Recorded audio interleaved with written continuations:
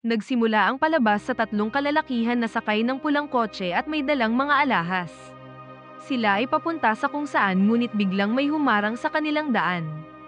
Ang gang ay binubuo ni Jogno, Chuta, Suka, at Bali.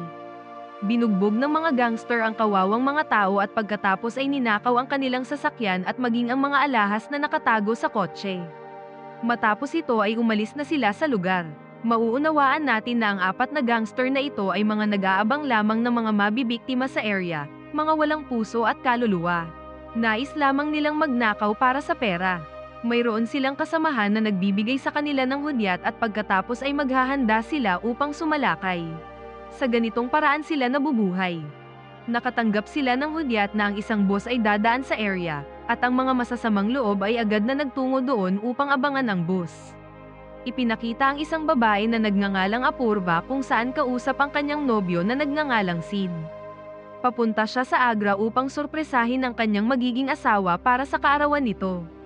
Ilang sandali pa ay may isang kotse ang biglang nag-overtake at tumigil sa harapan ng bus. Sila ang parehong grupo ng gangster kanina. Tulad ng nakagawian ay walang awang nambubugbog muna bago isagawa ang pagnanakaw. Sina Suka, Bali, at Chuta ay sinimulang kolektahin ang mga mahahalagang bagay ng mga pasahero ng bus. Ngunit palihim na itinago ni Apurva ang kanyang engagement ring at telepono sa ilalim ng upuan. Sa kasamaang palad ay muling tumawag ang kanyang nobyo kaya naman ay nalaman ito ng mga gangster. Kinausap ni Suka kung sino ang nasa linya at tinanong ni Sid kung nasaan si Apurva at hiniling na kausapin ito. Pagkatapos ay nagsimulang abusuhin ni Suka si Apurva. Nang marinig ito ni Sid ay pinagbantaan nito si Suka. Nagalit naman ang gangster at sinabing dadalhin niya ang babae at kung matapang siya ay iligtas niya ito. Kinaladkad ni Suka si Apurva habang humihingi ito ng tulong ngunit walang sino man sa mga pasahero ang nagtangkang makialam. Si Apurva ay walang nagawa sa kanyang mga pagsusumikap na kumawala mula sa mga gangster at naiwan din ang kanyang telepono sa bus. Nang muling tumawag si Sid ay sinagot ito ng isang pasahero at sinabing ang babae ay dinala ng mga kalalakihan. Pagkatapos ay ipinakita ang isang flashback kung saan tinanggap ni Sid at Apurva ang kanilang engagement ring. Sa kasalukuyan, si Apurva ay dinala sa isang container na matatagpuan sa isang desyerto. Si Apurva ay ginawang katuwaan ng mga kalalakihan. Sa ilang sandali ay natabig ni Apurva ang telepono na ginagamit sa pag-record, dahil dito ay nagalit si Chuta at sinampal ng malakas si Apurva kaya naman ay nawalan ito ng malay. Nawalan tuloy ng interes ang grupo dahil ayon sa kanila ay mas masarap sana kung pumapalag ito habang ginagawa nila ang kanilang ninanais. Napagpasyahan nilang paghati-hatian muna ang kanilang mga ninakaw habang hinihintay nilang muling magkamalay ang babae. Hindi nagtagal, may isang taong napadaan sa lugar. Sinabi nitong isa siyang astrologer ngunit walang pakialam ang mga gangster. Naisipan na rin nilang isama ito sa kanilang ililigpit mamaya kapag natapos na nilang makamtan ang nais nila kay Apurva. Sa kabutihang palad ay mayroong malasakit ang astrologer sa kababaihan kaya sinikap nitong magising ang babae. Habang abala ang tatlo sa pag-uusap kung sino ang mauuna at si Chuta ay nag-iigib naman ng tubig na gagamitin sana para siya ay magising, kumilos naman agad si Apurva at ang astrologer ng palihim upang makatakas. Pagkalabas ng dalawa sa pintuan ay tumakbo sila palayo. Mabilis na tumakbo si Apurva dahil sa takot ngunit hindi niya napansin si Chuta sa kanyang harapan kaya sila ay nagkabungguan. Ang astrologer ay nag-iba ng daan nang makita si Chuta at nagtago sa isang sulok. Sinikap ni Chuta na ibalik si Apurva sa kanilang hideout ngunit ang babae ay pumalag at nagpakita ng katapangan. Kinuha niya ang bakal na timba at walang tigil na pinaghahampas ang gangster. Nang marinig ng tatlo ang kanyang gigil na pagsigaw ay agad silang napalingon hanggang sa nalaman nilang nakatakas na siya. Hinanap nila ang isa nilang kasamahan at natagpuan nila itong patay na. Si Apurva ay nagpatuloy sa pagtakbo ngunit hindi niya malaman kung saang direksyon siya tutungo. Sa isang sandali pa ay muntik pa siyang mahulog sa isang malalim na balon.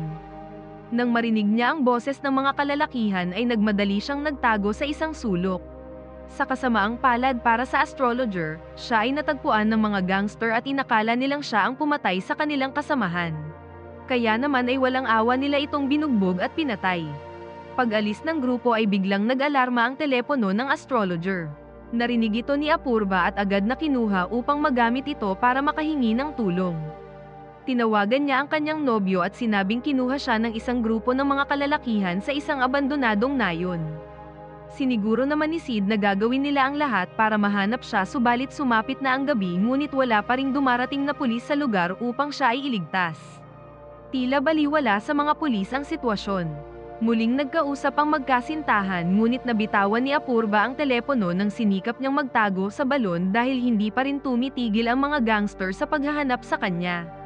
Mabuti na lamang at hindi masyadong nagbigay ng atensyon ang gangster sa pagtingin sa ilalim ng balon, kaya naman ay hindi siya nakita. Nang makumpirma niyang wala na ito ay agad siyang umakyat.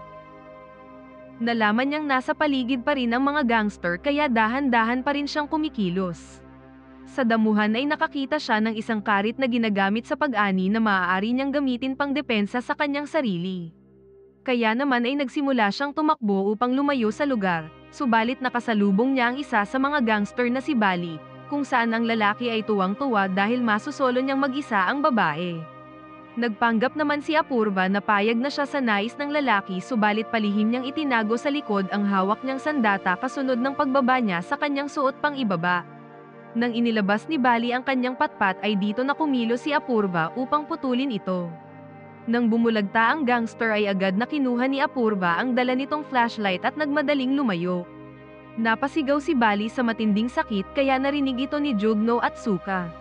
Natataranta sa paghahanap ang dalawa at hindi nila akalain na ang babaeng umiiyak at nagmamakaawa kanina ay biglang nagkaroon ng lakas ng loob. Sa halip na magpatuloy na tumakas ay naisip ni Apurva na mas mainam na tapusin niya muna ang buhay ng mga masasamang loob. Nagawa niyang malinlang si Jugno nang sadya itong nagpahabol sa kanya. Nang malapit na siyang maabutan ay agad itong lumiko at si Jugno ay dumiretso sa ilalim ng balon. Ito naman ang pagkakataon ni Apurva upang bagsakan ito ng mga malalaking bato. Ilang sandali pa ay natagpuan ito ni Suka na halos hindi na makilala dahil sa kalunos-lunos na sinapit nito. Binalikan din ni Apurva si Bali upang tuluyan ng tapusin ang buhay nito. Narinig ng huling lalaki na si Suka ang sigaw at nagmadaling pumunta sa kinaroroonan ng kotse na kanilang ninakaw.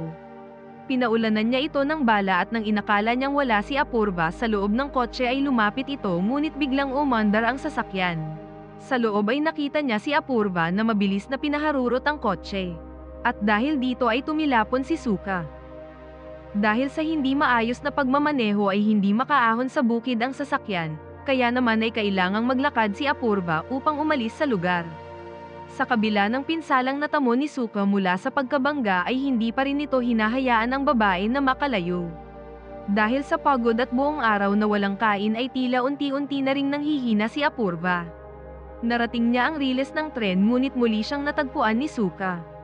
Pilit siyang hinihila paalis para ipagpatuloy ang maitim nitong binabalak, subalit nagawa ng dalaga na makawala. Pinagbabato niya ang lalaki hanggang sa may paparating na tren. Muling dinakma ng walang awang lalaki si Apurva at naisipan nitong isama sa kabilang buhay, kung hindi rin lang nito makakamtan ang ninanais niya kay Apurva.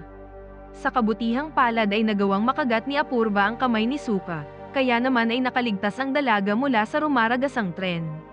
Nang makita ni Apurva na hanggang ngayon ba naman ay buhay pa rin ang lalaki, kumuha siya ng malaking bato upang masigurong matatapos na ang buhay ng salot sa lipunan na ito. Sa huling bahagi ng palabas ay nakarating si Apurva sa pinakamalapit na istasyon kung saan dito na rin siya nakahingi ng tulong.